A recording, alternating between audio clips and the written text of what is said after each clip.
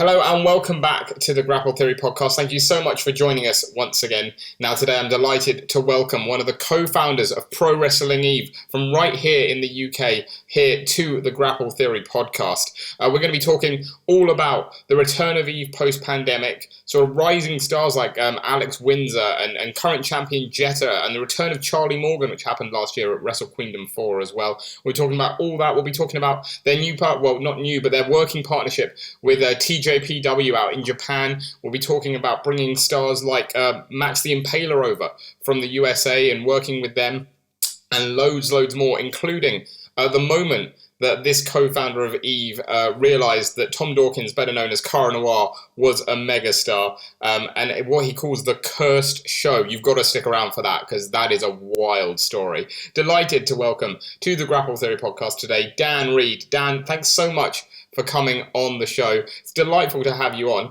I can't wait to talk all about wrestling with you. First of all, talk to me about sort of the return of Eve coming back after the pandemic. I mean, has it been, how has the whole past year been basically now? Because it's been about a year since you returned. It's been nearly a year. It's the weirdest feeling because it both doesn't feel like it's been a year and it also feels like the longest year. So, in terms of how, coming back, I think I'm very happy with I was concerned, and I think we're all concerned, talent, everyone involved in the wrestling business, how everyone was going to be coming back. And what I mean by that is 2 years off is a long time off. Even if there were those that were able to perform the no-fan shows, it's not the same as performing in front of an audience, especially with what I personally want from my shows. I'm not a big fan. I understand as wrestling evolves and moves on, we're more into the rehearse everything, which I'm not a big fan of. I don't like everything being rehearsed to the nth degree because I'm a big believer in the improv nature of wrestling. I think it's important to be able to understand the story that you're telling and also be able to adapt to the audience and what the audience are reacting to and have that ability to, have a little bit of improv nature between you and the audience. Which is sadly a bit of a dying trait. But it's especially important. It's mainly because of television wrestling is so well rehearsed. Yeah. And a lot of wrestling in other countries is incredibly rehearsed. And then people are like, oh, it's the best wrestling over there. You had that much time to bloody rehearse matches. You probably have better matches as well. On the independent scene, though, you don't really get that luxury and that joy. Like you're arriving a few hours prior to doors. There's, maybe another like 18, 19, 20. Gary, if it's one of your shows, Gary, it's probably another 30 other wrestlers, that you've only got a few hours prior to the show you can't rehearse that, So this is where it's important to be able to learn to adapt on the fly and work with your audience. Yeah. And I think there was just a lot of nerves and trepidations from everybody coming back into, people being able to, do that, but also their timing and where they were on the scene. And I'm very happy with where people are. There's still a long way to go because there always is. If you'd have spoken to me in 2018 when we had arguably the best roster going, like full stop, and you look at where all that talent is now. Yeah. I'd have told you the exact same thing. There's always places to go because there's always, ways to improve. I never think and that includes me. I'll die never being as good as I want to be. But I'm very happy with where we are now, and I'm seeing a lot of improvement, and I'm seeing it fast as well from the talent. And I think that's one of the cool things right now is just seeing how much talent is improving and how quickly that's happening. Yeah, for sure. And one of the things you mentioned there that I want to dig into is quite interesting because obviously, like you said, 2 years is a long time. And I know when we've spoken to wrestlers who have been out, on the shelf, and they come back and they're a bit apprehensive about whether the crowd will still have that energy for them. Was it the same for yourself as a promoter coming back after 2 years, being like, will the passion for Eve still be there from the fan base? It's a weird one. It's a weird answer because it's kind of like yes and no. Eve, we've never relied solely on. Do you know the biggest lie or one of the biggest lies in wrestling. Go on. One of the biggest lies in wrestling is when you go on social media and you see everyone talk about how much they love women's wrestling. Bullshit. Right? It's very cool to say you're a fan of women's wrestling. But a lot of those same people do not put their money where their mouth is. And if they did, Shimmer would have been running multiple shows every month. Yeah. You know? And the same goes for every other women's, wrestling promotion that have been more supportive, because nobody's going to, look at those cards, and tell me that those weren't good cards, that those weren't good shows. Yeah. Like no one's going to tell me that. You look at everything that like so many promotions had, the level of talent they had. You look at how many times other promoters have tried to start women's wrestling promotions over here in the UK and they've failed. You look at how many times promotions have tried to do a special all women's wrestling show and it hasn't been as well received in terms of well attended, as what their, normal male dominated shows are. Yeah. And no one's going to tell me it's, there's a lack of talent, because it's not true. There's so much talent. But the thing that makes us different, and the reason why we run, more shows than any other women's wrestling company in the entire Western world, is because we don't rely on that fan base. Instead, our job is to create a fan base. It was one of the cool things when prior to the pandemic, before we lost our regular venue, we had Eve Academy, a women's wrestling training school. Yeah. And we would get people that would come to training that have just been to Eve. They knew no other wrestling. They'd just been to Eve shows. And, Greg Burridge, who was one of the trainers along with Rhea O'Reilly, would say, when Roman Reigns or John Cena or so-and-so does this, they'd be like, who are they? Yeah. Like the students wouldn't have any idea, the trainees wouldn't have any idea who these people were, because they weren't wrestling fans. Yeah. They'd become Eve fans. And that's really, really cool.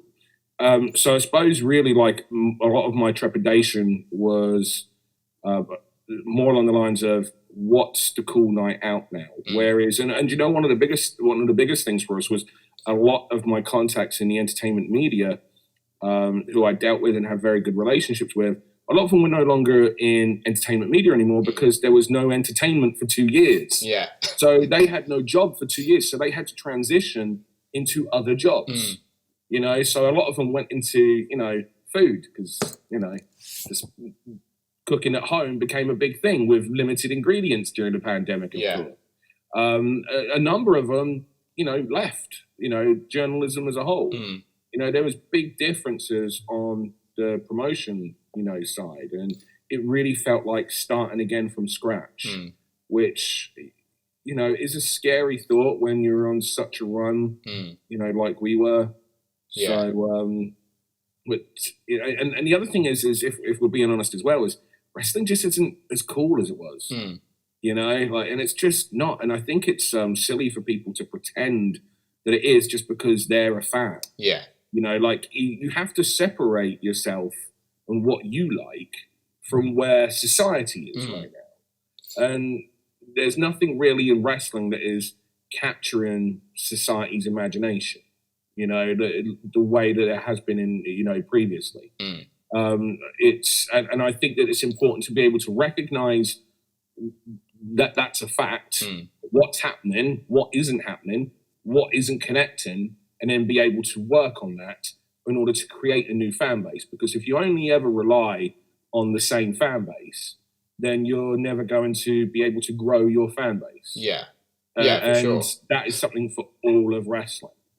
Yeah, absolutely. No, I really like that. And I really like that mentality, because that's the thing, like you say, I think sort of like 2018, 2019 was when British wrestling like really peaked. Like that was when it was probably the biggest I've ever experienced it. And it just seems like now people are judging it still based on that level, when, it's like you say, it's been 2 years without wrestling. It's not going to be at that level. You need to sort of slowly work to get back up to that. But do you think after everything that's happened in the last... There's also a case of a load of talent are no longer here. Yeah. You're like, this is one of the biggest... If anyone follows me on social media, they'll know I hugely detest like triple threat matches. And, various assortment of random multi-persons when it's involving youngsters, because I don't think you're doing justice by the youngsters. There's a lot of, like you need your veterans and pros to work with the youngsters to raise them up, to help teach them. Pro wrestling is like, there's only so much you can learn in training. Yeah. The rest, it's on the job training. And this is what really bothers me with a load of like Tim Pot promoters who, like they just book a load of talent that are free or cost them next to nothing, so that they can play wrestling show with figures, only they're using real life people, and then somehow they think that they're booking their storylines. That's going to be the thing that breaks them. And it's just like, nah, fam, it's you got to work together. Yeah. You got to, like, it's one thing to be looking at the scene going, oh, there's a great amount of talent right now on the scene. Yeah, cool. What about in 3 years when they're gone? Are you doing everything you can to raise that next generation up? And if you've got people that are in their first, second, third match, why have you got them working other people in their first, second, or third match? Why have you got them in multi-person matches, which are incredibly hard to do, and a skill all into themselves, instead of putting them on with, seasoned pros who will know how to work with them, who can basically give them a one-on-one lesson, but in front of an audience. Do you know what I mean? Something where everyone is getting something from it. Yeah. Where the youngster is going to improve, where your show is getting a good match, where they're going to learn something. And also where if they panic, it's all right, because they're in with someone, let's say like a Nina Samuels, or a Jetta, or someone like that, where it's okay, you're panicking, you've forgotten, don't worry, I know where we are, do this. And they can call it, and they can get them back, and they can ease them.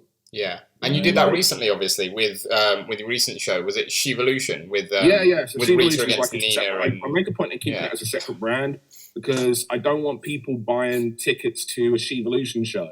Obviously, a Shevolution show, the tickets are cheaper. Yeah, but I don't want people buying tickets to a Shevolution show thinking they're going to get an Eve quality show, because you're not, because that's not what it's designed for. It's not designed to be that. It's designed to help that next generation coming up that are in very a lot of them are having their first matches. Yeah. And that's a big thing, and that's an important thing. And the other thing is, I don't want them to be in front of an audience that are expecting an Eve quality level show, because then they're just going to be like, well, this isn't what we're used to. To me, it's very important to keep that Shevolution, separate from Eve, but I always say it's kind of like powered by Eve. Yeah. Because that's the idea where you'll have like Rita Slayworth versus Nina Samuels. Which is a perfect opportunity for Rita Slayworth to be in front of, a good audience, to understand what they're there for, and to also learn from someone like Nina Samuels, and if something goes wrong, it's all right, because you're in there with Nina. And that to me it's a shame, though, that you get a lot of shows where it's like youngster versus youngster, and it's like it's being sold as like this big professional wrestler. When I say youngster, I don't just mean age-wise, I mean, where they are in their career. And it's being sold to an audience as this is big professional wrestling. And it's just so unfair. It's unfair on the audience who have been missold a ticket. And it's unfair on the performers who have got a ridiculous amount of pressure now. And they've got no one there to to guide them if something goes wrong. It's just going to be what they've rehearsed, what they've thought about, which is not really what wrestling is. Yeah, no, for sure. And I totally get that. And I think that's something that you guys do really well in terms of building up that new talent, because we've spoken to a few wrestlers as well that obviously since the pandemic, like you say, wrestlers have moved on, and that seems to have opened up a lot of spots on the card for wrestlers who may not have had that opportunity in other places. And it's like you say, it's great to get those opportunities, but you also need to develop yourself at the same time. And I think that's why this era of British wrestling is so interesting, because like you say, some of those, companies are putting matches on with sort of two rookies against each other, and you can't really develop that way. And that's what's, I think, so interesting, is it seems like it's a quicker learning step at the moment in British wrestling, or it's having to be a quicker learning step for these people just coming through. It's especially harder for the women in the scene than it is for the guys, because there's so fewer of them. So a lot of the time, if there's someone's on their first, couple of matches or first match, and they're suddenly booked on a show, it could be that the first time they've ever met the person they're working with is, an hour or 2 hours before doors. Yeah. And it's blind leading the blind. They don't know each other. They don't know each other's moves and timing. They've got very little time in the ring. And also, there comes that peer pressure. Mm. Well, maybe there's some bigger pros on the show who are in the ring going through spots, and you need to go through the ring, but you don't want to interrupt the pros who are bigger names, you know? You don't want to be seen as having a problem because Lord knows with this blinking, because we've built up in media about, oh, who's got heat with who, and oh, you got to do this and you got to do that. It just kind of like pushes through this, you know, be scared of those who are above you, you know, narrative, you know, which is foolish and is by some, and it's used by bullies as well in the scene, because obviously every industry in the world has bullies, and there'll be those in, you know, in the wrestling business who will use the fact that they've been around for a long time to, you know, bully the youngsters and say, no, it's, you know, I've been in this, it's my time to get this, you know, and it's my time in the ring right now, which is bullshit. You know, like it's teamwork. You know, everything that was doing, it's I can't really stress the fact that it's teamwork enough. But you know, like it means that like those youngsters get very little time around each other, and now they've got to go out on a show, and they're expected by an audience who don't not often, you know, especially like a mums and dads show, you know, who aren't following the promotion. They've just seen a poster up that says wrestling, and they've gone to these local shows. I'm not referring to Eve or Shevolution here, obviously. They've gone to these local shows, and they're expecting everything to be kind of like the same level. They're expecting you know, an evening of quality professional wrestling, which is what the poster is selling them, only for them to not get that throughout. And it's just not fair on the youngsters, in my opinion, to be putting them in those kind of situations. No, for sure. And I get that. I totally get that. And then something else I wanted to sort of bring up, you sort of mentioned it earlier in terms of coming back, was obviously the fact that you came back without the Resgal. And obviously that we've spoken to Jetta and to Alex and a couple of others who have talked about sort of how different that was. I mean, how has it been for you as the promoter, as the person who, you know, sort of called that place home for Eve for so long, going to now a couple of different venues? I'm sure it had a different feel about it, but I mean, what is the situation now with Eve having sort of like maybe a more permanent new home? There isn't one, to be precise. The nature of venues on the gig scene, and Eve as a gig, you know, like, is very difficult right now coming back, because a number of them are still struggling as a result of the pandemic. In fact, we were supposed to be at Patchworks this Saturday, that, you know, as at the time of recording, you know, and that show is no longer going ahead because of the fact that Patchworks may not be around at that point. You know, they're doing everything they can, but they're not in a position to be able to, you know, do anything right now, sadly. And it's kind of like a load of people jumping off board a little bit at the moment, you know, or overboard rather, because everyone's done everything they can do there. But it just, a lot of venues are still struggling as a result of the pandemic, because a number of places, a number of landlords didn't give their, you know, tenants a lot of, you know, help or leeway, even though there was things for them themselves to claim. A number of landlords probably were claiming those things that they could, whilst also charging full rent. So there's a lot of people right now who are backlogged on rent, and they can't, you know, keep up, because the entertainment scene as a whole is not as, you know, it's not flourishing like it was pre-pandemic, which of course it's not, because there's a cost of living crisis going on right now. So the entire, you know, entertainment scene right now is below what it was pre-pandemic. So finding a full-time, you know, home that also matches the ethos, because I'm very much like, I'm a big believer that when I hate bland venues. Like I hated York Hall, for example, because to me it's just it was cool to do it, but at the same time it's like, it's just a shell. You know what I mean? Like, it's just a shell, and you put a ring on it, and you fix your staging on. There's no soul or personality there. I'm a big believer that the venue is a character. And that's the first character that you come across when you go to a show, is the venue. And especially when you're at an independent level, you know, that's an important character to have. And to me, it's like the Resgal was a character. You know, like, and I miss it but at the same time, the Resgal is no longer fit for purpose in 2022 in a post pandemic world. Sure. With how small the place was and how many people were crammed into such a small place. Yeah. To then have wrestling on it's, I don't think that places would be fit for purpose anyway. So I had the option to, take it on, which I passed on. Not because it's just not, feasible right Sure. now. I am personally still wanting to get our own venue and, which we can also back up as our own training ground as well. But for the meantime, we're, this venue, that venue, another venue, really between I would have said Patchworks, but of course Patchworks is, in the situation that it's in right now, sadly. Yeah, and that's the thing, you mentioned it like being a character. And that's the thing, and you mentioned about it sort of being, I guess, almost like with the Shevolution things, like not wanting to make it sort of feel like an Eve show. But in terms of feeling like an Eve show, those events you held at Patchworks and at Signature Brew, because they weren't at the Resgal, because they were so different, did they feel like Eve shows stepping into them, say, I for the think first the time? second show at Sig Brew did. It's a shame that it's summertime right now, so Sig Brew, of course, it's Beer Fest season. Yeah. So they're not wanting space to, because if you've got a wrestling ring, that takes up a load of space that you haven't got people.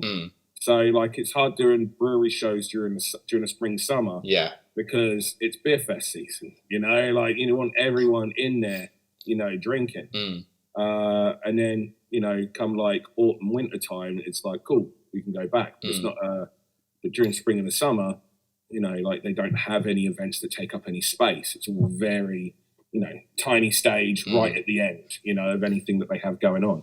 So, but I definitely think the second Sig Brew show did. I think 229, because of the fact that we held Wrestle Kingdom 3 there, somehow it doesn't feel naughty. And I've always liked the fact that there's always a thing about Eve that's felt a bit naughty, that's felt a little bit gritty. Because it is a bunch of people just trying their fucking best. Do you know what I mean? Yeah. It's not you're not watching a corporation.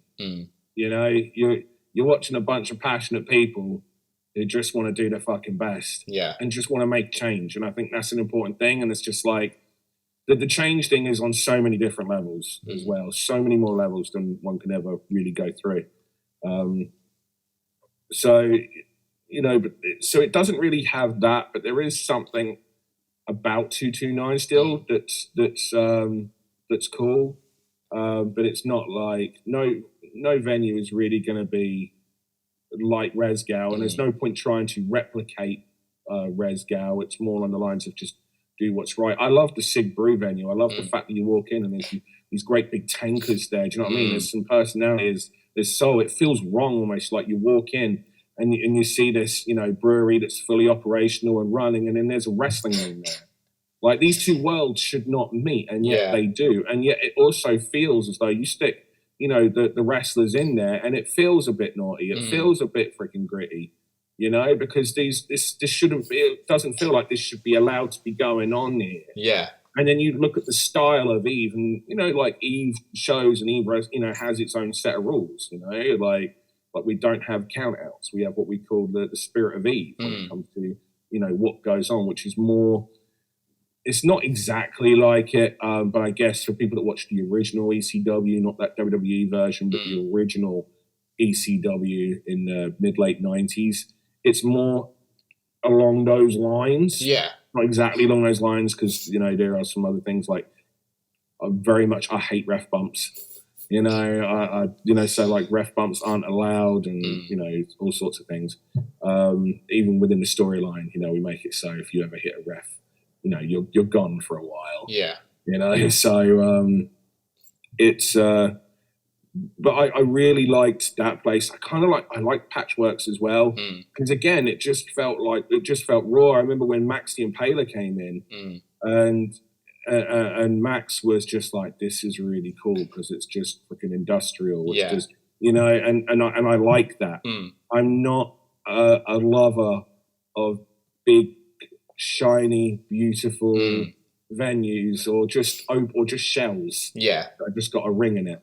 You know, Yeah. like that to me is there's no personality there. You could be at any venue, and I don't like that. No, like, I'm exactly. a big believer that the venue is the first character that you come into contact with. Oh, for sure. Like you mentioned with Patrick's and Signature and with Resgal, it feels like Eve is. It feels underground. It feels punk rock. It feels like gritty. And the same with things like Resurgence and Riptide when they were running. Their venues feel a bit more like grand and theatrical, and that's what their product is. Yeah. And so it's all about mixing that promotion, what you believe, with the venue you're in.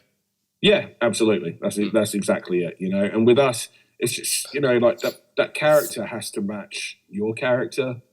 You know, and the character of what Eve is a bunch of people that people don't believe, you know, can get up to a certain level or get to a certain, you know, place or should even be doing. There's a number of people that still, you know, don't think that, you know, it should even be a thing, you know, going, no, fuck you. And if you're in a place that's also in a no, fuck you, we're going to do this, it's a lovely marriage. Yeah, absolutely. Absolutely. And we're going to shout out a few of your stars. We don't have time to shout out everyone. But let's talk about, first of all, a couple of weeks removed from She Won, big She Won winner, Alex Windsor. She's just had, I mean, obviously, she returned at Wrestle Queendom 4.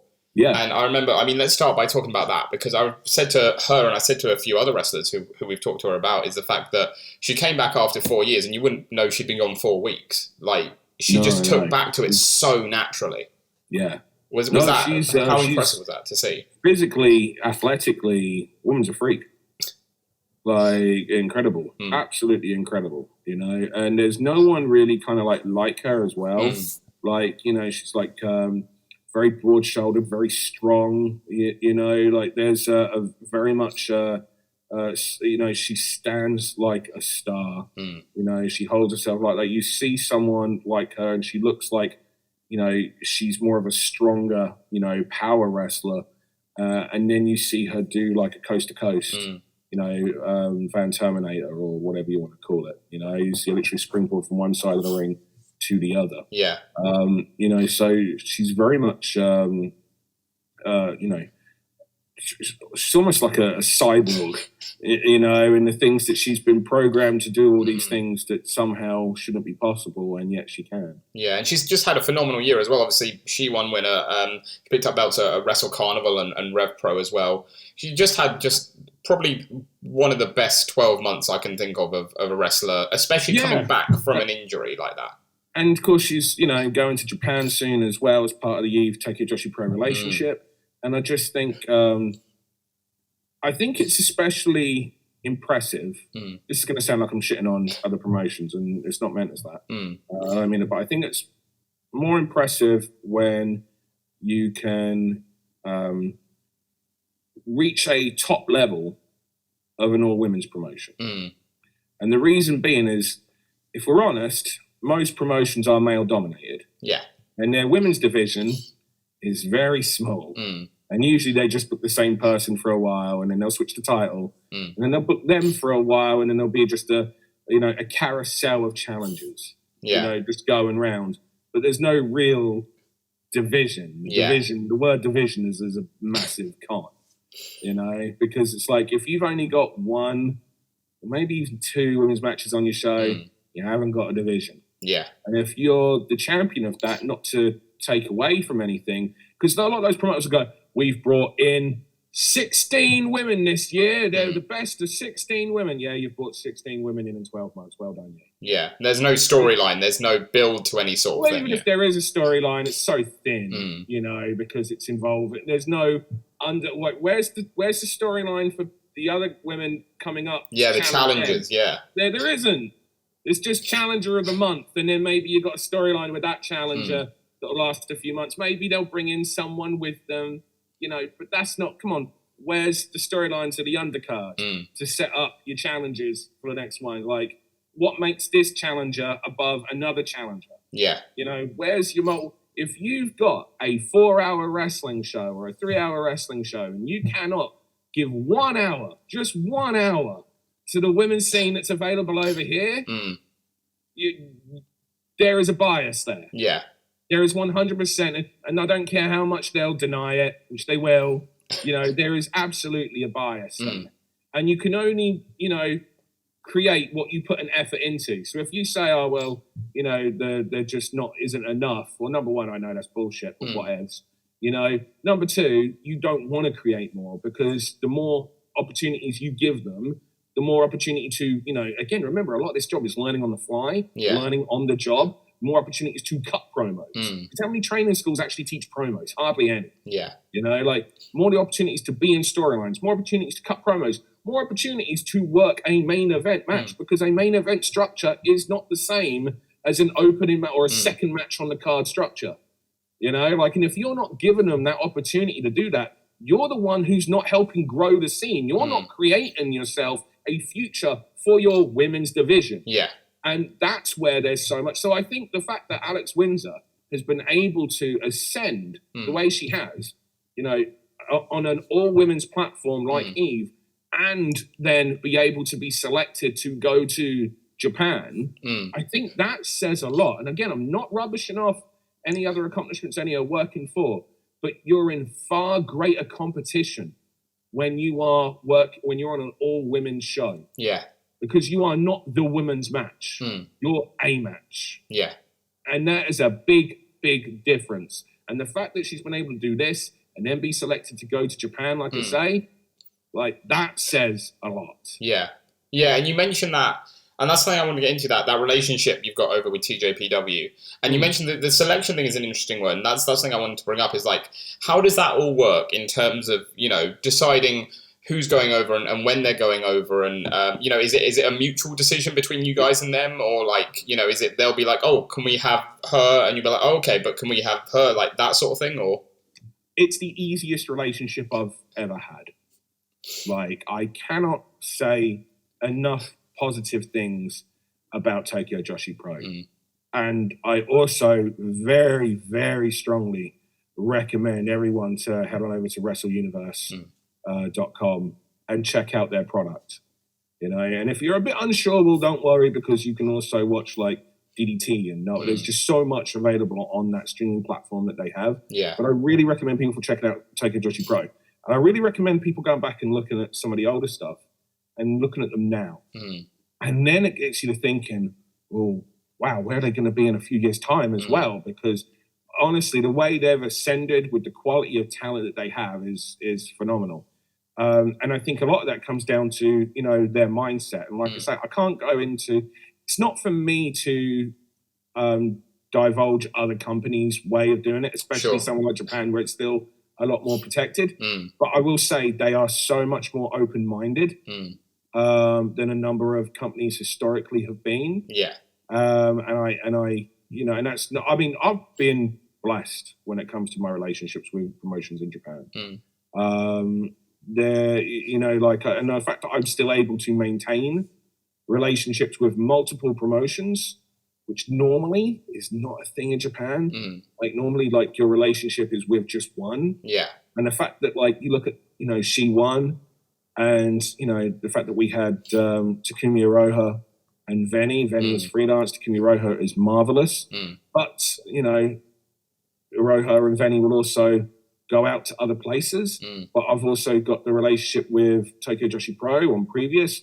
Obviously had Emi Sakura, over, who's got her own. And Emi's been a part of Eve since 2011. She's, she's part of the furniture here. It's she's, she is Eve, she doesn't feel like an import anymore, because she's been here for 11 years now. Yeah. But I'm quite blessed that I've been able to, Ice Ribbon too. I still, it may have, well, of course, there's been a pandemic. The last time someone from Ice Ribbon was Tsukasa Fujimoto in 2019, when she had the retirement match for Jada Dark.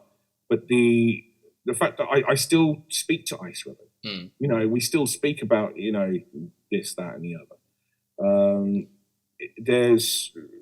But I really can't. Tokyo Joshi Pro though are one of the top companies, and the fact that they're still so easy and professional to deal with, and we go back and forth the way we do, I just can't speak enough of them. So in terms of I know I've gone around a long way to answer this question. It's kind of everything that you said, and then some. but just it's not complicated at all. Yeah. So it can be that like I make that we're after something. Let's say if we've got something in mind, like who would you recommend for this kind of a role? And then, the other people can say, oh, well, this person would be great. Or it could be, oh, well, we're working on this with this person and this person would be great, because that would be up here and there. Or it could just be, that we see someone on the other show and go, they'd be good, we'll do this. There's just so many, it's not as simple as, or it's not as simple, it's not the right word because it is simple. It's not as, there's not like a tunneled way of it can only be this way. Sure. It's just easy. And like I said, I just can't say enough good things. And I'm really excited about what the future holds for Tokyo Joshi Pro as well. Because like, obviously I know some of the things going on and like, I'm just like, wow, like I cannot wait to see where Tokyo Joshi Pro are going to be in the next couple of years. And I think if anybody out there like hasn't tried them yet, get on board now because it's going to be a hell of a journey. Yeah. That you're going to, love being a part of. For sure. I'm going to obviously, I've got to ask now. I mean, is there anyone sort of Japan-wise or let's say import-wise in general on the indie scene that like would be top of your list to bring in if it was solely down to you that hasn't appeared at EVE yet? That would be like top of your list. I mean, I would say it's solely down to me. Like on what is going to, no one's going to force me. Just like I'm not going to force them to take someone that they don't want. They're not going to force me to take someone I don't want.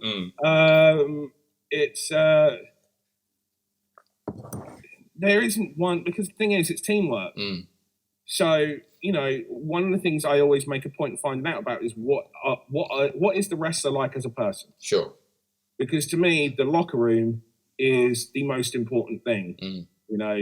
Because you need locker room happiness and safety. They're the two top things, right? So I don't care how talented you are. If you're an asshole, I'm not using you. Yeah. Simple.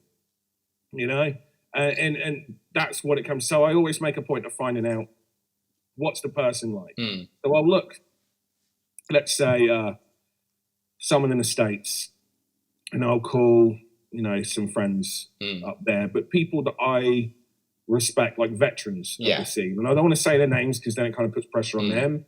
But like if you look at Eve's history, you look at who it doesn't take a genius to figure out the kind of people that I call. Yeah. But I do the same with Japan. Again, like what's this person like?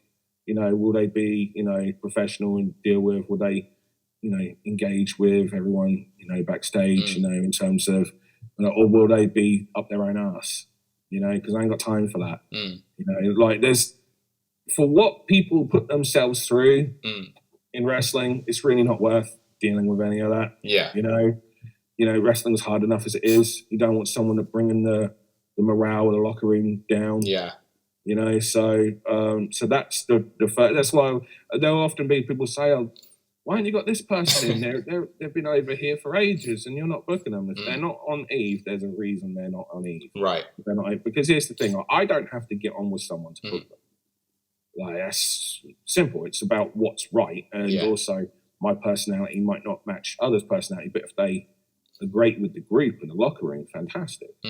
So it's not about me, it's about, the locker room overall. And if you've got that many people that are like, no, absolutely not. Yeah. Then you know what you're doing. So it's really hard to like throw out a single like name and say, oh, this person, because it's a teamwork. It's like who are they going to work with as well?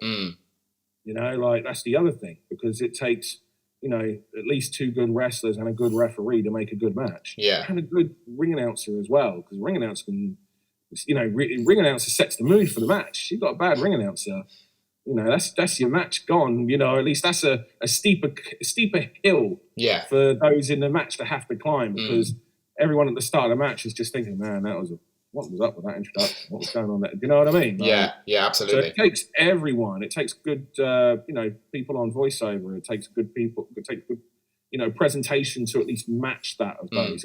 It really is a teamwork. No, absolutely. So absolutely. It's hard to say. I mean, there's just so many talents though in terms of like that I like working with. Like Maxi and Paler has obviously been a tremendous addition to Eve. I was going to mention Max, as an import, you brought in, and also who's done really well in the rest of the country as well, traveling to loads of different places. Like, it must be really nice to see how to be seen by more, and obviously it also makes more financial if you can get more promotions in. But I really feel that Max is special. Yeah. Like, and I haven't felt about someone the way I feel about Max since Sue Young. Because I feel that Sue Young is special. Yeah. And I still feel that Sue Young, I still don't think we've seen the best of Sue Young. I still really think that because what's brilliant there is you're dealing with people who are creatives. And when you're dealing with people who are creatives, that's all you're ever really limited to. You're not dealing with people who are stuck within a box of this is what wrestling is, and this is how it must be. You're dealing with people who are experimenting, who are trying to find things and who understand about emotion and who understand about being unique. Like if you're a wrestler and your gimmick is that you're a wrestler, well, I hate to tell you this, but like there are thousands of other people whose gimmick is that they're a wrestler. Yeah. Like if I want Max the Impaler, I have to get Max the Impaler. Yeah, that aura, There is nobody else that is Max the Impaler. There's nobody else that's similar. There might be some people that have similar look. There might be some people that have something that's a bit similar, but nobody's Max the Impaler. The same goes for Sue Young. If I want someone like Sue Young, well, I have to get Sue Young. Yeah. Because there is nobody like Sue Young. If your character is that you're just, like a serious, badass wrestler, well, if I can't book you, well, don't worry. I have an extensive catalogue of wrestlers who also say that they are a serious, badass wrestler. And I can just go, okay, they're not available on this date. They are. I'll just put them in the same match. Yeah. There's your USP, and this is something that Max has, and this is something that Sue Young has, and there are numerous others that do. But this is, the reason why they have the ability to, connect with an audience, more than so many others do. Yeah. So like when I'm looking at, for people, I suppose I can just get to this point is I'm looking for people who are unique and who stand out, from everybody else, where it's not just bringing this person in for the sake of it, just because they're a good wrestler, because there are lots of good wrestlers, but bringing in someone that adds something to the show that nobody else can possibly add. Yeah, exactly. No, perfectly put. And in terms of your roster, there's only two more people I want to sort of like get in depth with, and that's the people who I'd argue are probably the power couple of British wrestling at the moment, and that's Jetta and Charlie Morgan. Yeah. I mean, let's start with Jetta, obviously champ at the moment, two-time champ now, at time of recording, and obviously, Jetta's been with you basically from the beginning of Eve. From the very first show. So coming back with Wrestle Queendom first off and her picking up the strap there, I mean, how much of a great feeling was, because we know what a great feeling it was for her because she's spoken about it, but for you as well, to have someone who had been with you from the beginning to finally get the chance to hold that top belt, that must have been special. Yeah, it was. It absolutely was. Not necessarily just because of the fact that like she's been there from the beginning. We're all on our own journeys. When Eve started, she was winding down. So in fact, her match on the very first show was actually kind of her retirement match. Tell how long that lasted. And she actually did well. I think she did like 5 years. And although she then did some managing roles and everything for us, it was, like that's just where she was at that point. The thing that I find, the thing about Jetta that like I love more now is just how much passion she has. It's hard to find. I'm not trying to offend. Everyone's got passion for it. Well, not everyone, but like a lot of people obviously have got passion for wrestling. But you try finding someone that's on the indie scene, 20 years later, and actually has more passion now than they did when they started. That's so rare. And that needs to be, like, everyone should be jumping right now on, like around Jetta, to kind of like have Jetta on their shows, to have Jetta in their locker room, to work with Jetta. Because, that's such a hard thing to get, that passion after so much time. So because you've got that much passion, it means that she wants the best for everyone. Yeah. And because she wants the best from everyone, it's not just about her. She wants to bring out the best of the person she's working with. She wants to bring out the best for the show that she's working on. And to be able to have 20 years of experience whilst having that selfless passion, that's a very important thing to have if you're a promoter and you're running wrestling shows. Yeah. So I think it's more like I admire Jetta a lot because I'm 22 years into this business, and it is hard sometimes, not getting a bit frustrated and not getting a bit angry and whatnot. And I'm not saying that Jetta doesn't, because of course she's human, but that's where the passion comes from. But the fact that she hasn't, she's not, bitter, the fact that she's not selfish, like that, like I say, I cannot recommend enough the idea for other promoters, to have someone like Jetta, on their show, because your show and your locker room and whomever it is that you selected for Jetta to work with that evening, everyone will benefit. Yeah, absolutely. No, absolutely. And what about Charlie as well then? Because again, like Alex made a comeback at Wrestle Queendom, and we spoke to, who did we speak to? I think we spoke a while ago, like almost a few months after we started, to Debbie Cattell, and she was saying that she was backstage watching Charlie come out, and she did the ladder spot, and Debbie just was like, this is like mad that she's coming back doing this after so long out. Yeah, I mean, it's, first of all, I can't say Debbie Cattell without saying, number one, how much I love Debbie Cattell and how loved Debbie Cattell is by the entire Eve. You want to talk about people that, individuals that are loved? Debbie Cattell is just loved by everyone. Absolutely. So I've got to quickly point that out. Just, oh my God, so entertaining. Love that. Love her so much. I also think it says a lot about, like you say, you're talking to Debbie Cattell, and there she is talking about how cool it was to see this with Charlie Morgan. And it was really cool. My relationship with Charlie's a little bit different to most people, in that Charlie is, I don't know, it sounds weird like to say, but Charlie's kind of like a wrestling daughter of Eve, like purely because of just the way things timed out, came about, how she came in, and just like the Fearless nickname, that wasn't her original nickname. Her original nickname was the title package. But I remember saying to her, like, we used to spend hours on the phone all the time, saying to us, like, who you are as a person, who Yasmin Lander is as a person, is fucking fearless.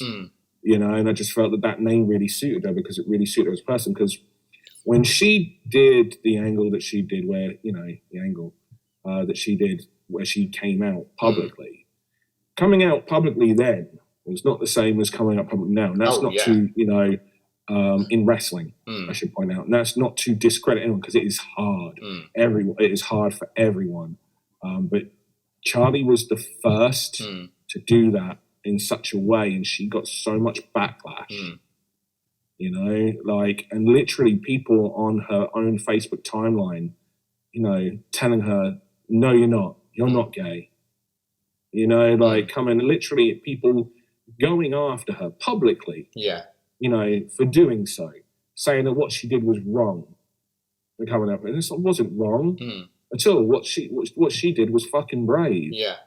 What she did. And I remember when Laura Di Matteo probably came out, she said that she was inspired by Charlie. And that was kind of what the point was. And it's so cool that now, don't get me wrong, there's pricks everywhere. Whoever and to come out, I can't even begin to imagine how difficult that is. I can't even begin to imagine how difficult it is. But the fact that, that I hope that, especially hearing words from other people who have done so, that the fact that, Charlie was the one that took that big step to do it so publicly, in the way that it makes others feel that there are those who have got their back, So if you get that, don't worry, because there's people like Charlie Morgan, there's people like Laura Dimitare, there's people like so many others now that have got your back, that support you. Yeah. So that you don't have to go through, the same way, hopefully, what those who came out publicly first, went through during their era. So I've always been protective of Charlie for that reason, because it took so much bravery to do that. Sure. And she really put herself in the firing line from a lot of very, mainly older, bitter people in the wrestling business that felt that, this shouldn't be something that is ever spoken about on professional wrestling, which to me is stupid, because the idea about professional wrestling is characters that we can connect with, and we always say the best characters are those who are really them with the volume turned up. And the fact that Charlie did that, when she did, I think is, but it just always, like I say, I was just always that bit more protective of her. And then the fact that she would go out and she would be, that fearless attitude would manifest itself in the matches. And she would do all this crazy shit, and the fact that she broke her collarbone on the same show that she came out on. Yeah. Talk about, imagine going through all those emotions at one time. Yeah. It's crazy. And you just feel a bit,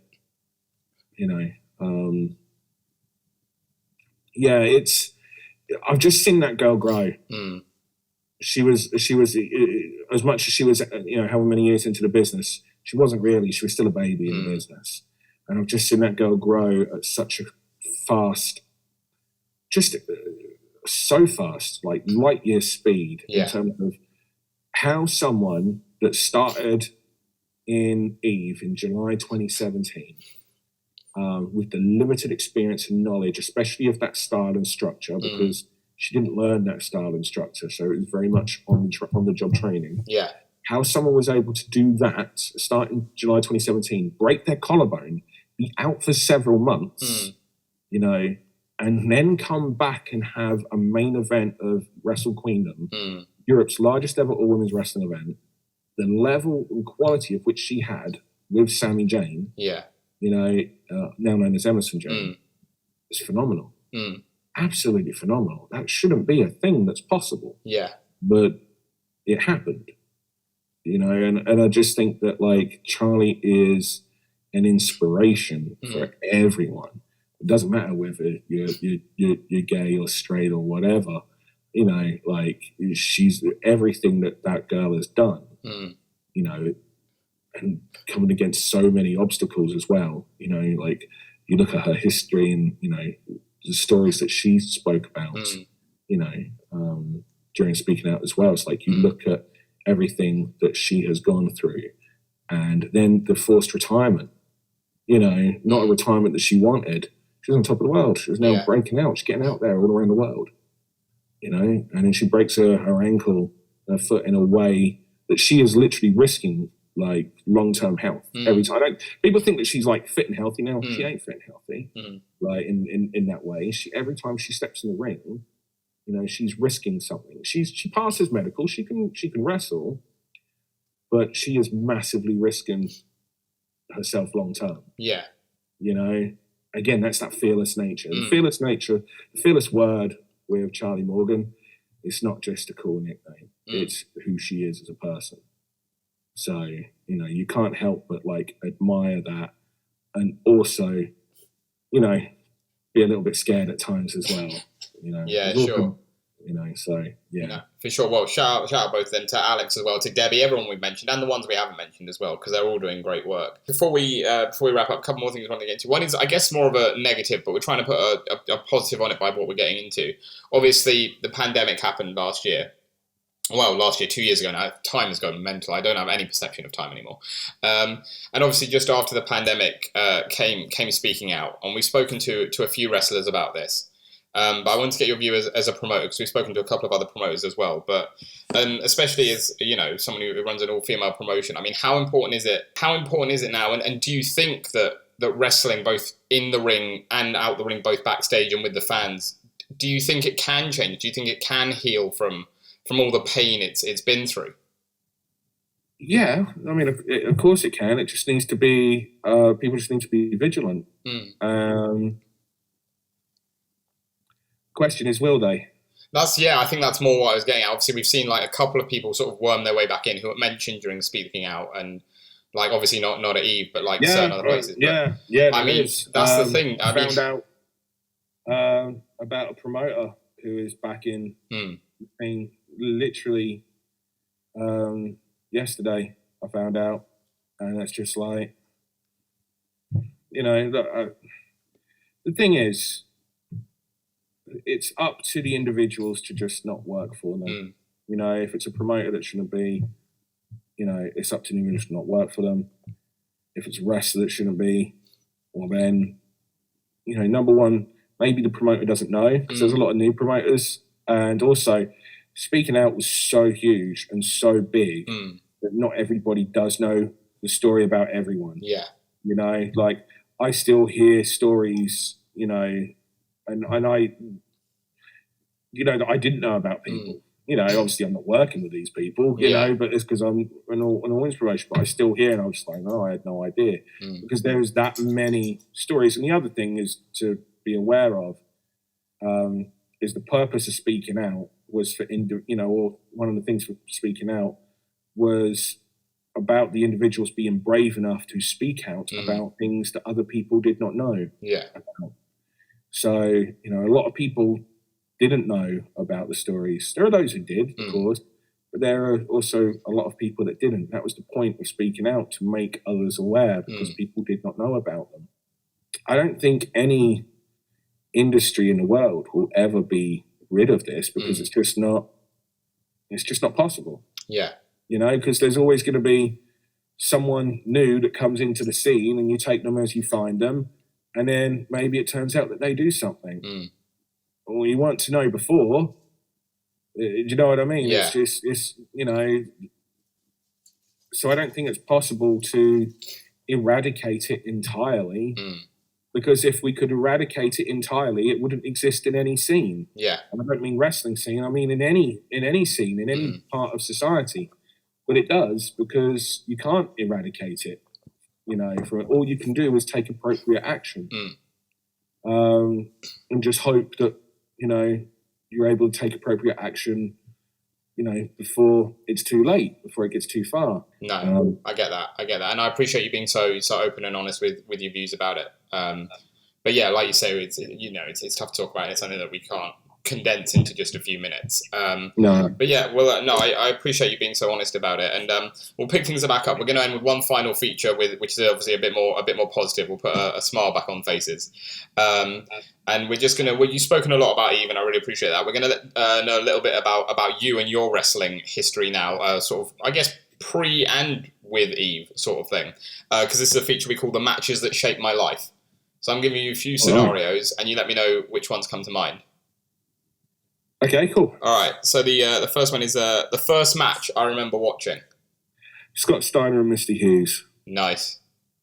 When was that? That was a main event of a WCW Pro episode in I want to say 1991, right. 1990 or 1991. I think it was 91, and it was the first.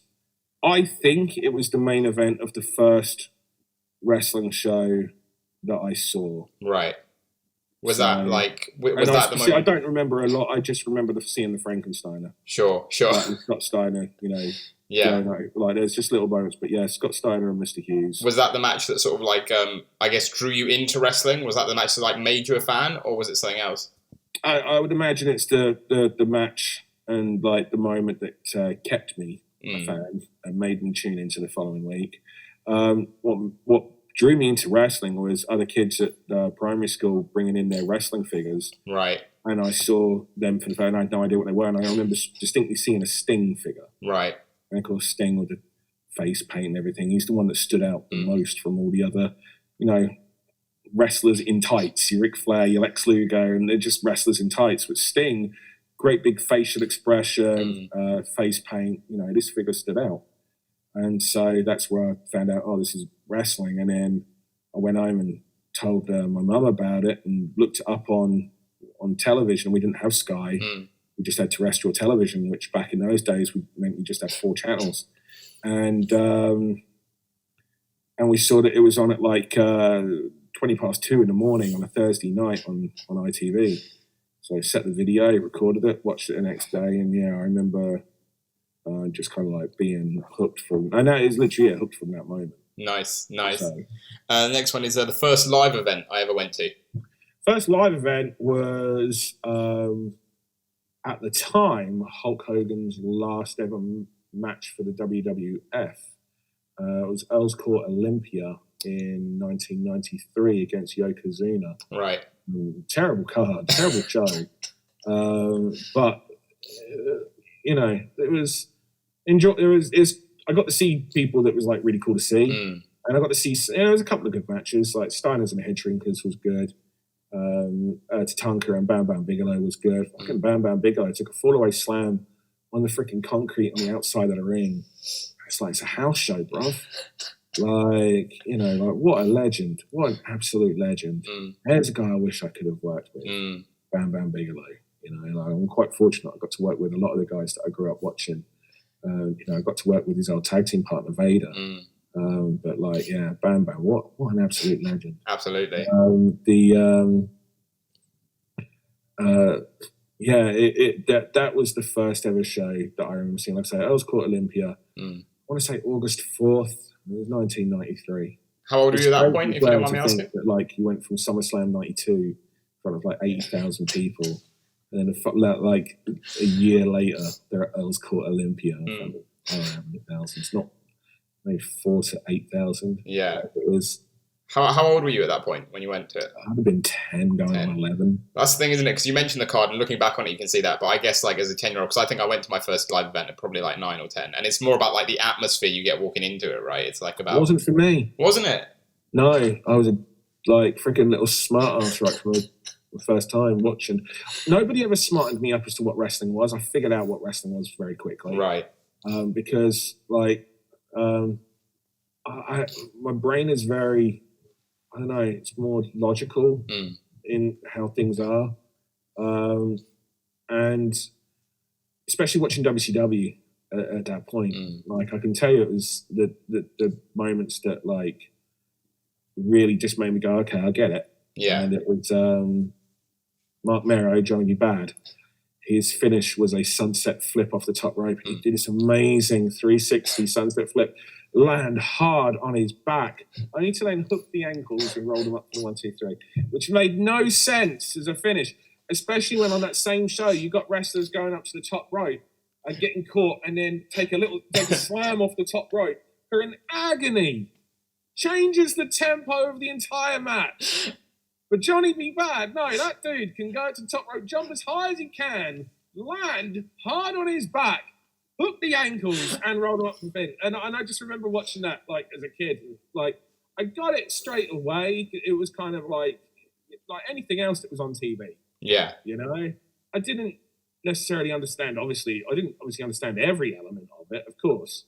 But I figured out, because a load of the stuff that I saw was nonsensical. So I do remember watching the show as a 10-year-old and just think, I remember, and I hate to say this, right, because you don't like to speak ill of anyone that's passed, and I have a great respect for the individual as well. But I remember when we got Hacksaw Jim Duggan and Bastion Booger come out, I was just like, oh, this is not going to be good. When I got the first thing I see that really captures my attention is Scott Steiner, who in the early 90s was a phenomenal worker. And I'm seeing him do these freaking double underhook power bombs and the Frankensteiner, and then and I'm watching WCW, a period where it's Rick Rude and Ricky Steamboat, just this incredible, just the wrestlers, the Midnight Express. I still remember literally going out and buying wrestling videos. Like I remember Mum saying, "Oh, we'll get you a couple of wrestling videos." And I remember buying like the first that was what the first time I encountered WWF was Royal Rumble '89, and I got also WCW Capital Combat. First match or the second match on the Capital Combat video is the Midnight Express against Brian Pillman and Tom Zeng, which, you know, you've seen a Midnight Express match. You're 10 years old. It's like, oh my God, this is amazing. Yeah. I was not really into like the big main event heavyweight guys at all. Like I was more into, I think the second video that I got was SummerSlam 91. The second WWF video, so I think it was like the third video I got overall was SummerSlam 91. Again, perfect and Bret Hart. Yeah. Like, my word, you know, like I loved that. In fact, it was the Royal Rumble '89 where I became, like, Bret Hart became like my favorite wrestler for WWF. And then, of course, the next time I see him is SummerSlam '91, and it's against fucking Mr. Perfect. You know, like just this incredible match. Yeah. But yeah, like watching WCW TV around like 99, 91, 92. And like your lead villains at that time were the Dangerous Alliance, which is like Rick Rude, Bobby Eaton, Arn Anderson, Steve Austin. Do you know what I mean? It's like, what the... And you got that, like, their babyface side. It's like Sting, Barry Windham, Dustin Rhodes, Ricky Steamboat. You know, like, these what matches? You know, like, so that's me. That's what fueled me going forward as a wrestling fan and the type of wrestling that I liked. Yeah. So, like, watching WWF the first time, like, no, it was like, I remember seeing as well the main events Hogan and Yokozuna. Not for me. I know this match. Yeah. By 1993, I've consumed every part of wrestling that's ever existed almost, you know? Like, I've watched every WrestleMania by that point. I've watched absolutely everything that has occurred. My life, literally, like, no longer am I into really anything else. It's just wrestling. You know, my action figures now play the role of different wrestlers because there's no action figure of this wrestler available, you know? So it's, it's really just a case of, you know, that was the style of wrestling I got into from a young age. Like, you know, WCW had the lightweight, the light heavyweight division at that point as well. You've got Jushin Liger and Brian Pillman, you know, on there doing their thing. I remember a match that really stood out to me on that Royal Rumble '89 video was Leilani Kai and Rockin' Robin. Yeah. And I just remember Rockin' Robin doing a DDT in the middle of the match. And I was just like, why did they do the DDT? And it's just like the middle of the match. You know what I mean? It's just like, because before that was a finish. Yeah, back when it was a finish, yeah. Yeah, and there she is just doing a DDT as the cutoff for the double down. Now, watching that match later on, you can see, I don't believe that was supposed to be what the plan was, but it all goes a little bit, and Robin just goes, well, fuck it, do the DDT then. And that happens because it's one of the most awkward DDTs you'll see. But I just, you know, it's that part. You know, it's sort of like, you know, it looked like a struggle, and then the DDT happened. Yeah. And then, you know, she won with a beautiful reverse flying crossbody, you know, which was cool. Again, it was that action that really led to me becoming a wrestling fan. That fast-paced style, which then led to me, you know, getting into tape trading. I got into tape trading from a very young age. So, you know, I started getting ECW videos and Japan videos in like 1994 when I was like 12 or 11 going on 12. But I was watching New Japan wrestling before then because it used to be on Eurosport as part of a show called Ring Warriors. So I remember watching that in like 1992, you know, 93. And I'm watching Jushin Liger and El Samurai and Dean Malenko and all these guys and Shinya Hashimoto and, you know, I'm watching New Japan at like 10, 11 years old, you know, and just loving it. Nice. Absolutely loving it. So that really fuels. So it sounds arse because it's like, you know, I'd love to see Hacksaw Jim Duggan now. Do you know what I mean? Because I can appreciate all of the other things that he did. Yeah. The guys that I wasn't watching now, I can see so much more of what's being done now, you know? Yeah, but at the time, no. Excellent. But, like, at that time, no. Like, getting the Predator against El Matador. The Predator was Horace Hogan. Yeah. getting Bastion Burger and Hacksaw Jim Duggan. And it was cool. I got to see Owen Hart. You know, like that was cool. But yeah, it was. I remember coming home from the show just being a bit like, yeah, fair enough. It wasn't a good show. No, fair enough. Well, the next one, you may have mentioned it. I think you probably have mentioned it. I think I can probably guess what you're going to say based on it. But it was my first favourite wrestler. Yeah, so I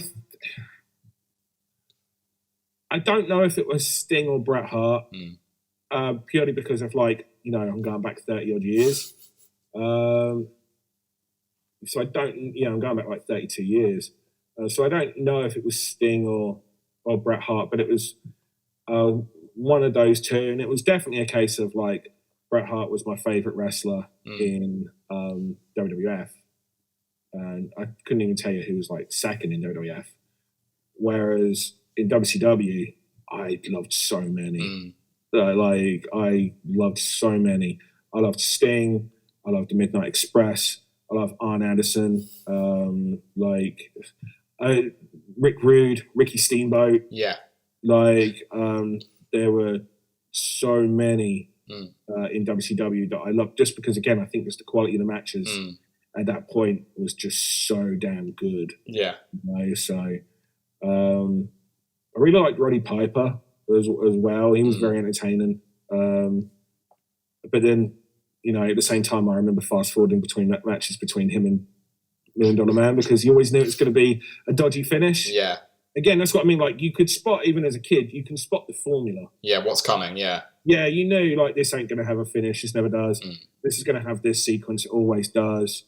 That's always been one of wrestling's big weakness is the same formula. I think television is very much the same now. I remember being told, watch Arrow, watch The Flash. And I remember watching Arrow and The Flash, and I was enjoying them. But then you kind of get to the point where halfway through the season and you can close your eyes and say, okay, this is going to happen now. Yeah. This is going to happen. We're going into the next commercial break's coming up, so now it's time for the character to feel this. Yeah. The television's just become so formulaic in wrestling. I think it's one of the things that hurts it now is a lot of people are doing the same formula. Yeah. No, I agree. And because there's so many people go, but it was like this, we did this formula years ago and it was great. And it's there was a lot less bloody wrestling. Yeah. Now you've got wrestling 24/7, from hundreds of different outlets, or, a load of them all trying to do the same formula. It's like I've seen this movie. It's just got a different skin on it. Yeah. You know? So, no, I get you. I think my first favorite wrestler, like I say, if I was to, because I like both WWF and WCW, but I was definitely more into WCW. But I probably loved Bret more than I loved everyone. And I think he stood out because he was the best wrestler. Yeah. Technically, yeah, absolutely. Sure. Next one's might be a little trickier because it's my current favorite wrestler. Don't have one. No, too many again. It's just more now I understand so much that I realise as good as you are, you still need a good dance partner. Yeah. So I don't have a favourite current wrestler. Sure. There'll be matches like I really like if you look at the IWGP match from the Forbidden Door show, I really like Okada. I really like Hangman Page. I really like Adam Page.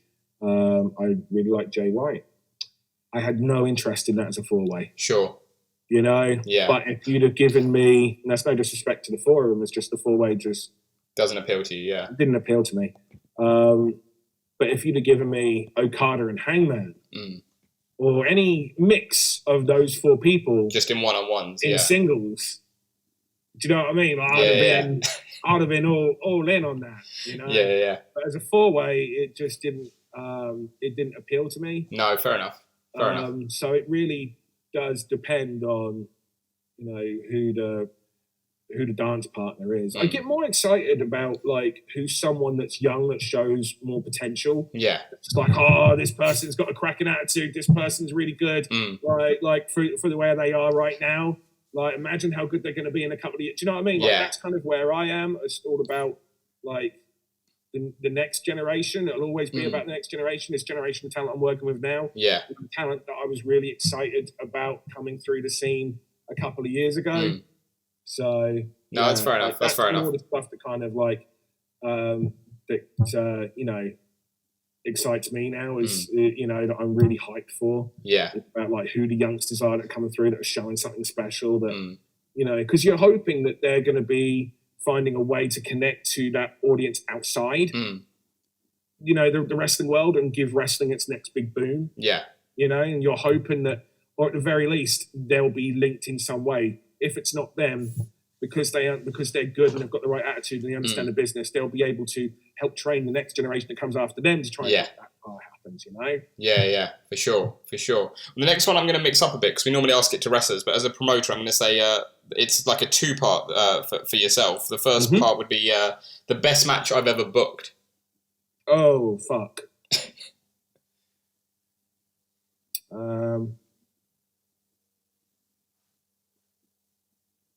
I don't have an answer for it. No. And the reason why is because like there are some things that I'm very proud of, but it's not just because of the match. It'll be because of everything that we've done leading up to it. Sure. So I'm very proud of the Wrestle Queendom main event with Sammy and or Emerson Jane and Charlie Morgan.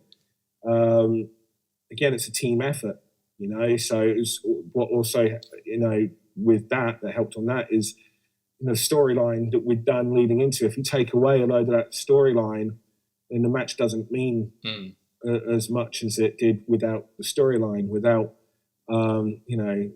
Emerson Jane being an absolute dick, without Charlie Morgan being absolutely fearless and not staying down and coming back and just being I'm very proud of the time limit draw between Jetta and Casey because everyone was always like, I'm a big believer in using everything in wrestling. Like we have time limits in Eve, and if you go to an Eve show, you'll see a screen, and the time limit of the match is on the screen, and it counts down. So if it's a 15-minute time limit, it'll start at 15, and the first 5 minutes will be in green. The second 5 minutes, as it counts down from 10 to 5, will be in yellow. The last 5 minutes between 5 minutes, or like 4 minutes, are red, and the final 60 seconds are flashing red. The idea of that is it's telling that we're using the time to help tell the story as well as the match of the level of panic, should we say, or the level where the wrestlers should be feeling. It's all there's green and 15 minutes counting down to 10 minutes right now. Okay, you got time. Now you need to be a little bit more. You're using the traffic light signal. Your system really. So people were like. People don't want to see time limit draws. You can't get a pop off a draw. Whenever you have draws, it always brings the crowd down. I took that as a challenge, and I was the first Rocky movie, I think is phenomenal storytelling because Rocky does not win, but yet he feels like the winner, and the crowd is going mental. And yes, it's fictitious and it was written for that. I really believe that was right because the story was so good. And so I was like, right, this is what I want to do. So I began that storyline with Jetta at the very first She Won. And then we paid it off in the final match of the second She Won. So this is her 6th She Won match. And she doesn't win, but she gets a draw. And she gets a one, and that's a story that it's told kind of like over a year. Right, and she didn't just lose those first 3 matches. Like the matches that she lost to Emi Sakura and Meiko Satomura, she lost in seconds. She lost in like 30 seconds. To both Meiko and Emi Sakura. And then the third match is against Viper or Doudrop, and she really does her best. She kicks out of everything. She does everything she can, but ultimately. She falls. So we saw that progression there. And then in the second She Won, again, she loses her first match. She loses her second. And then the third match, it's just, can she get 1 point? It's not just about can she, win. Obviously, we wanted to win. But she gets a point. And it's a time limit draw.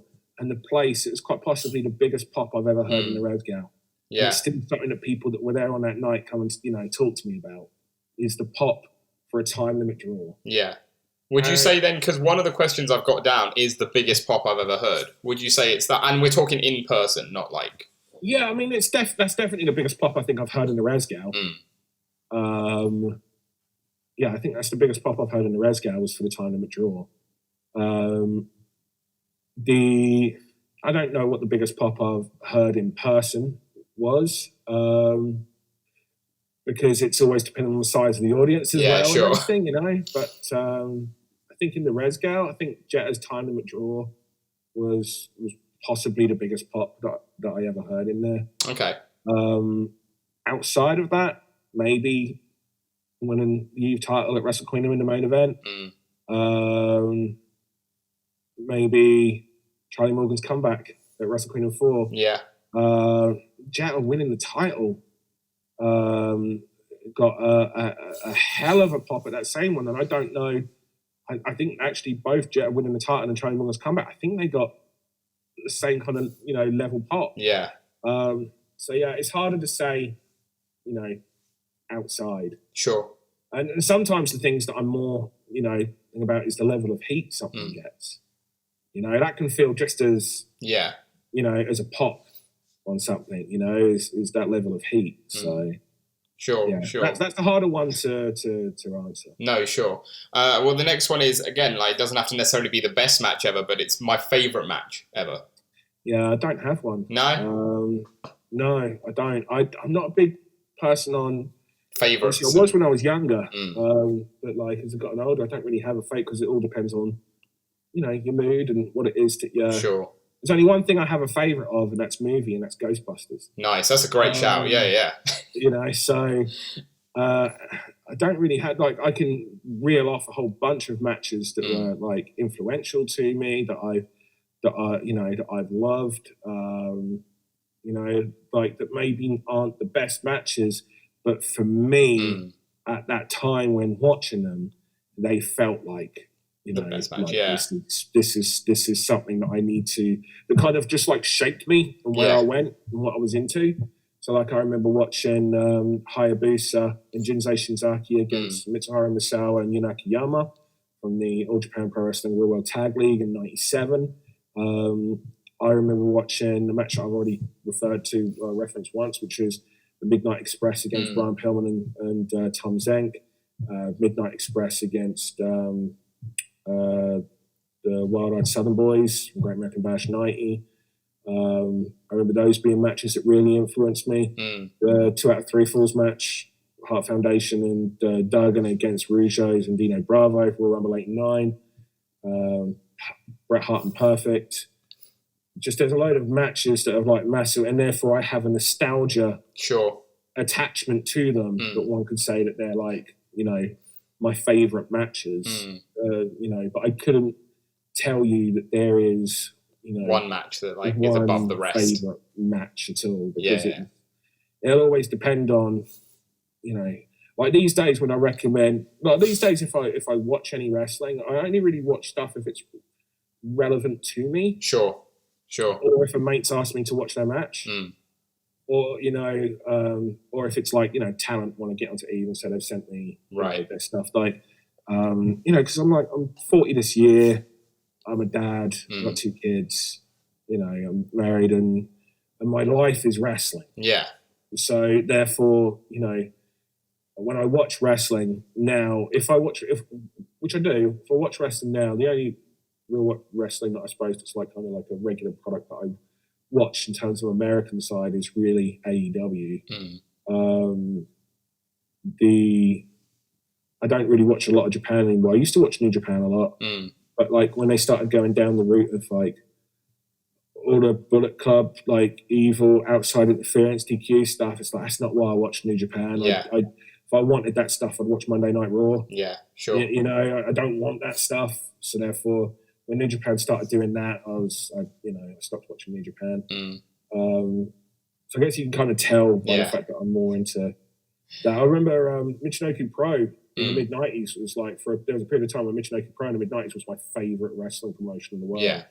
Which was great Sasuke, Taka Michinoku, Kaz Hayashi, Shiryu, Dick Togo. I loved all of those matches. I used to just try to get as much Japanese lucha and Japanese junior heavyweight style wrestling when I was a kid. I loved that stuff. So that was the reason why, like, the first ever show that I ever booked was a cruiserweight tournament, or a junior, a J class tournament, as I called it, because I was being a fucking smarky nerd. But yeah, it was taken off of that. So those are the kind of like the things that like were like my favorite things. I can go back and watch a load of the old stuff. Yeah. Like if I watch stuff now, I tend to watch like for fun. I'll watch. Watching new stuff is very much work. Yeah. Watching old stuff is fun. Sure. If I've got a little bit of time for a bit of fun, I'm in the mood watching wrestling. It'll always be old stuff. And the other thing is you're learning. I love learning. That's my favorite thing to do, is to learn. I don't really watch like any television programs, really. You know what I mean? Because they're so formulaic, like I mentioned earlier. Sure. But I do like to watch like something that I can learn from, documentaries or any kind of thing that's filmed differently, or the story's told differently, or whatnot. Yeah. Probably the reason why I fucking really detested that new Jurassic World film. Ugh. Yeah. No, not the one. No. If you're going to watch it in 4DX, because at least the 4DX experience is fun because you're being thrown around the place. Yeah. Like, oh, God, how anyone can watch that normally, I have no idea. Anyway, those are the kind of like, styles and matches that really kind of like, I would say like are things to like go back and watch, and things that are like favorites. But favorite, I don't have one. I don't think I've ever really had a favorite match either. Sure. No, fair enough. Well, the next one doesn't have to be a match. It can be like a moment. Right. But it's someone that comes up to you and asks, "What's professional wrestling?" What would you show them as like a one-off clip, one-off match? You really fucking hate me and my answers, mate. I tell you, because the great thing about wrestling is it's not one thing. Yeah. That's what I love about wrestling. One of my favorite things that I've ever done. There was a XWA show that I did at the Resgal, where I had Ibushi on, and I think we did like almost every form of professional wrestling is on one show, and that's one of my, again, it's not my favorite show, because what is a favorite, but it's one of my favorite shows, because on that same show, on this one show, you had Ospreay versus Penta. What was Penta's name now in AEW? Penta Obscuro, isn't he? Yeah, he's had like 3 already in AEW. It was Pentagon Junior or Dark Pentagon at the time. But you had Ospreay versus Pentagon. You had Goto Ihashi and Kota Ibushi against Kara Noir and Jimmy Havoc. And at the time, I remember getting so much shit. I got so much shit from like the smart fans online for booking Kara Noir in this match. I remember literally reading the words. I can't believe they've brought Kota Ibushi over and they've put him in with some freaking jabroni that no one knows, Kara Noir. And now look at him. It's like, eat your fucking words. Yeah. Like, now arguably one of the best wrestlers on the scene. In the business, I understood how fucking good Tom was. Yeah.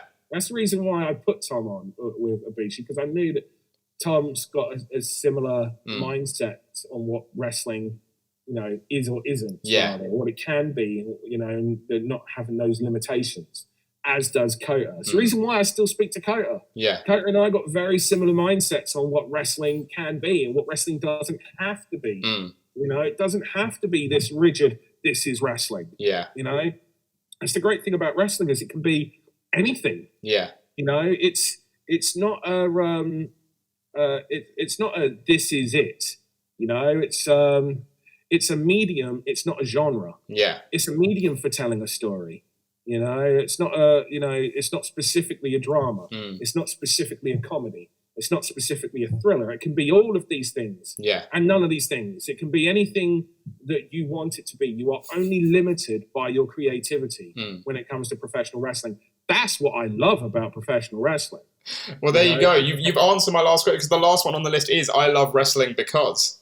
Yeah, and you just answered that is literally it. I love it because, personally for me, it comes down to creativity. There are no limitations. And any person that says there's limitations, you're just not creative enough. Like you're just not. One of the matches that I was really trying to, I mean, look, we live in a world where there is a match between 2 invisible men. Like, that's brilliant. I remember there was a show, this is when I knew that Tom had it. I did a show terrible, cursed show in 2014. And everything that could go wrong did go wrong. It started with none of the audio working, right? It ended with me having a stroke. Legitimately. Yeah, I had a stroke while I was announcing the winner of the main event. So, and got transported to hospital. Thankfully, it was in Chelmsford, which has a stroke specialist unit. Right. But when I mean everything that could possibly go wrong on a show went wrong, right from the start to the very end. I mean everything that could go wrong went wrong. So Tom Dawkins comes out, and he's just black belt Tom Dawkins. He's not currently at the time. And the no audio is working. So no one's coming out for his opponent. It's supposed to be a four-way with Robbie X, Ospreay, and Paul Robinson. Right. And that's supposed to be the opening match. Fucking great match, right? But none of the audio's working. No music's playing, so no one's coming out. So I'm just like, I'm far away from the ring, like doing announcing and trying to do the audio as well. And so I'm just like, I just remember thinking, I hope Tom is capable, able to read between the lines of what I'm saying, right, to go with what I'm about to do. Because I can't verbalize to him until I'm too far away from the ring. Sure. So I just set aside to try to buy me some time with the venue's tech to fix their tech issues to play some music. I just announced his opponent, the Invisible Man. And Tom, to his credit, then does a short match with the Invisible Man. So he totally got it and worked with it on the fly. That was the moment I knew, okay, this kid's got it, because he's able to work and adapt on the fly, you know, and not just be like, this isn't what we practice and rehearse and spoke about, and freak out on the spot. Yeah. And yeah, that's literally like, that was it. From that moment, I booked Tom on every single show. Oh, Tom's incredible. Like, we've had him on as well. He's arguably, I think, the best wrestler on the scene at the minute. He's phenomenal because, again, he understands that it's not about, you know, it's this, and this. It's creativity. Yeah. And so, you know, he did that match, and him doing that match allowed me and the tech time to, you know, sort out the audio issues and play, you know, play the next people's entrances to get on with the four-way. So incredible, you know. Incredible. Well, I think that's a brilliant place to end this podcast. Dan, I really appreciate you coming on. It's been a pleasure having you on. I hope you've enjoyed it. Yeah, no, it's been cool, brother. Thank you very much. Well, I'm glad you enjoyed it. We always leave our guests with one final piece of like promo time. So if anyone watches this who is an Eve regular and wants to come to the next show, or hasn't been to Eve and wants to check out the next show, why essentially should people be checking out Pro Wrestling Eve? Why? Just I don't know why. I'm not gonna just go ahead and fucking do it, you lazy cunts. No, honestly, right? It's a case of I just like really good wrestling, and if you like really good wrestling, and you want to try and you want to see some wrestling from people that you don't know as well, maybe some familiar faces, and you want to see people, especially the women. If you want to see them not have the limitations that they have on the majority of the promotions that they work for, watch Eve. I guarantee you haven't seen, you could be like, oh, I watch this promotion and I see that wrestler that you use. And it's like, yeah, you haven't seen them as you see them on an Eve show. That's the biggest thing. I remember there was a show that we did recently. And, you know, I remember there were some people there that go to other promotions and they came up to me afterwards and they were like, we've seen this person and this person at our shows before, but we've never seen them like that. We've never seen them be able to do those things. That's not what we get at ours.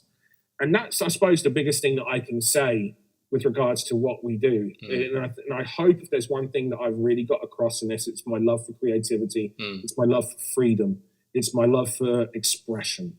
And the fact that you can, and my love of, you know, bettering yourself and being able to be in with the right people and try to, you know, up your level every single time. You know, it is that I'm, you know, very passionate and very proud of. And so no matter what you think of a talent that you have seen at your local promotion with their women's division guest match, you have not seen the best of them. I guarantee you have not seen the best of them. I guarantee there is so much more than you probably think that they're capable of. Yeah. And so if you watch an Eve show, you watch that wrestler that you've seen at your local promotion in their women's division match, I guarantee you will see far more from them of what they can do when you watch them on an Eve show. And it'll open your eyes as well to just like the almost limitless levels that the other talent, can reach. Yeah. And the higher level that they're already performing on, elsewhere. And hopefully it'll also open your eyes to some amazing talent from around the world that you don't see on your local promotions. People like Max T. Impaler, people like Shoko Nakajima. And if you've only ever seen Emi Sakura because of 4-minute matches on AEW Dark, and boy, have we got something else to show you. If you see Emi Sakura and say Charlie Morgan from our show this past April, or you see Shoko Nakajima and Alex Windsor from that very same show, there is so much that you probably don't realize about the talent that's on the scene, on the women's scene that we feature in Eve. And it's a level far greater than I believe anybody else is seeing with their guest women's division matches elsewhere. Not because the women aren't putting in what they can't put it, what they, can't put in or they can put in. Trust me, they want more. They want more, but with a lot of the limitations that are placed on them, whether it be 7-minute matches, 6-minute matches, or, matches that have guys agenting them, telling them, oh no, do this, do that, instead of just letting them, instead of dealing with it, working with them yourselves, and letting them have a little bit more, freedom. And that's not a shot at any one promotion, because I'm sure there'll be promoters that watch this and think that's a shot at us. It's not a shot at any one promotion. If anything, it's a call to arms to trust your talent and to work with them directly yourselves. Yeah. Because then you'll get to see that's like, don't put them in boxes. Anyone you see on Eve, don't if you're using them on your shows, don't put them in boxes. Give them time to, because it's not the same for the women training and the women on the scene as it is for the guys. Yeah. So give them more freedom. And if you want to see more freedom, you want to see wrestlers performing at the best of their abilities, or at least attempting to, and trying to get better and better and better. That's why you should watch Eve, and you can watch Eve really over on our YouTube channel. Everything is now going onto our YouTube channel. So if you join the channel with the Eve Champion tier, which is $8.99 a month, you get our back catalogue, including the XWA shows. You can watch that mental show that I spoke about earlier with Kota Ibushi and Kyle Noir and the fireworks. That thing goes viral every few months, it seems. You can watch the incredible match that we did between Keith Lee and Daisuke Sekimoto, which for a lot of people was the first time they saw either of those two, and it's absolutely incredible match. Reason why I think that Keith Lee is the biggest untapped talent in the male wrestling world today. Yes. I don't know how that guy isn't the guy. Yeah. Keith Lee should be the guy. Yeah. In the wrestling business, in my opinion. You can watch all of those matches, and then you can watch 12 years back catalogue of Eve, and you get to watch every Eve event live as it happens as well. And I don't think anybody else, especially in this country, can say that you get to watch every single one of our shows live as it happens. I believe everyone else has delays. Yeah. And I don't think there's many promotions in the Western world, actually, at all, where every show you can watch live. Or Eve, you can. Yeah.